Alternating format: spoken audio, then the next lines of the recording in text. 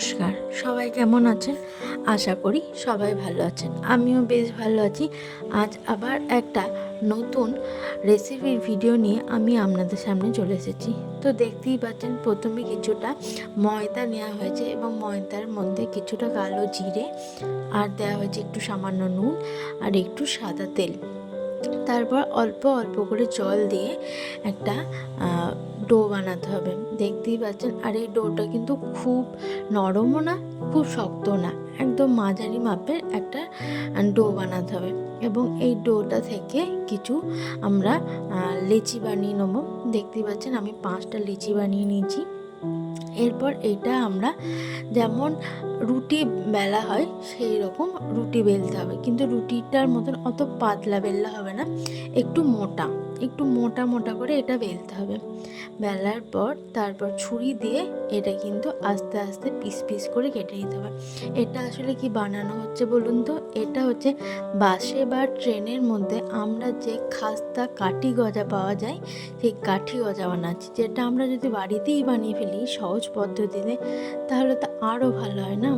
আর এই বর্ষার ওয়েদারে এরকম বিকালবেলায় কাঠি গজা খেতে কিন্তু আমাদের বেশ ভালো লাগে। আর বাচ্চা থেকে বুড়ো সবাই কিন্তু কাঠি গজা খেতে ভীষণ ভীষণ ভালো লাগে।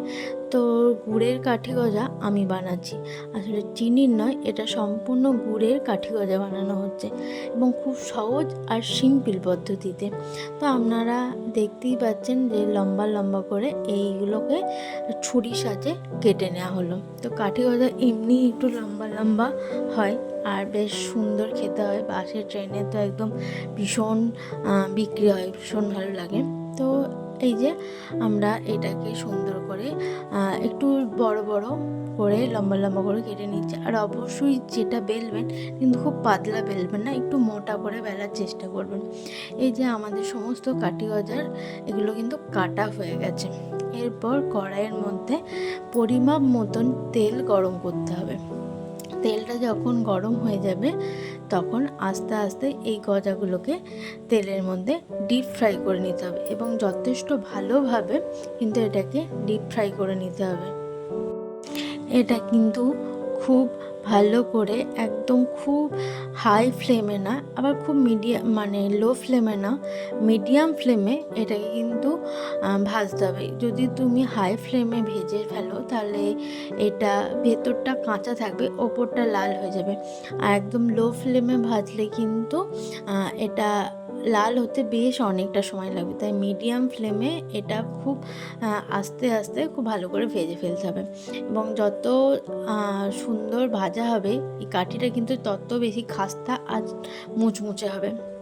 তো দেখতেই পাচ্ছেন আমাদের কাঠিগুলো কিন্তু ভাজা হয়ে গেছে, মানে গজার যে কাঠিগুলো সেগুলো কিন্তু বেশ সুন্দরভাবে লালচে বাদামি করে ভাজা হয়েছে। একদম বেশি লালচে না, একদম বাদামি যে কালারটা হয় লালচে বাদামি, তো সেই রকম ভাজা হয়ে গেছে। এরপর আমরা কিন্তু সব কাঠিগুলো আস্তে আস্তে ভেজে তুলে রাখবো। আর এই কাঠি গজা আপনারা চিনিরও করতে পারেন, গুড়েরও করতে পারেন, কিন্তু আমি আজকে মেনলি করেছি গুড়ের। তো এরপর কড়াইয়ের মধ্যে পরিমাপ মতন, যেমন কাঠি সেই পরিমাপ মতন আপনি গুড় নিয়ে নেবেন। এরপর গুড়টাকে খুব ভালো করে পাক করে নিতে হবে। যখনই গুড়ের পাক এসে যাবে বুঝতেই পারবেন, এই যে এরকম করে বুদবুদ উঠে যাবে, তখন জানবেন গুড়ের পাকটা হয়ে গেছে। এই গুড়ের পাকটা হয়ে যাওয়ার পর এর মধ্যে সমস্ত গজাগুলোকে ঢেলে দিতে হবে এবং আস্তে আস্তে গুড়ের সঙ্গে এই পুরো গজাটাকে মিশিয়ে ফেলতে হবে। এবং যখন গুড়টা পুরো গজার মধ্যে লেগে যাবে, একদম গজাগুলো গুড়টা পুরো টেনে নেবে, তার জন্য কিছুক্ষণ স্ট্যান্ডিং টাইমে রাখতে হবে। কিছুক্ষণ স্ট্যান্ডিং টাইমে রাখলেই এই গজাগুলো গুড়টা পুরো টেনে নেবে আর গজার গায়ে গুড়গুলো লেগে যাবে। তো আমরা পুরো গুড়ের করেছি, আপনারা প্রয়োজন হলে গুড় আর চিনি মিক্স করেও করতে পারেন। তো এটা লুকিংটা হয়তো খুব সুন্দর না হলেও এটা কিন্তু ভীষণই টেস্টি হয়েছিল আর ভীষণ ভীষণ খাস্তা হয়েছিল, যেটা আপনাদের ভেঙে দেখানো হচ্ছে। দেখতেই পাচ্ছেন যে ভীষণই খাস্তা হয়েছে এবং এটা খেতে কিন্তু অসম্ভব সুন্দর হয়েছিল। একদম পিওর গুড়ের গজা হয়েছিল এবং ভীষণই ভালো হয়েছিল। আপনাদের যদি এই রেসিপিটা ভালো লেগে থাকে তাহলে অবশ্যই লাইক, কমেন্ট আর শেয়ার করে দেবেন। সবাই ভালো থাকবেন, সুস্থ থাকবেন। নমস্কার।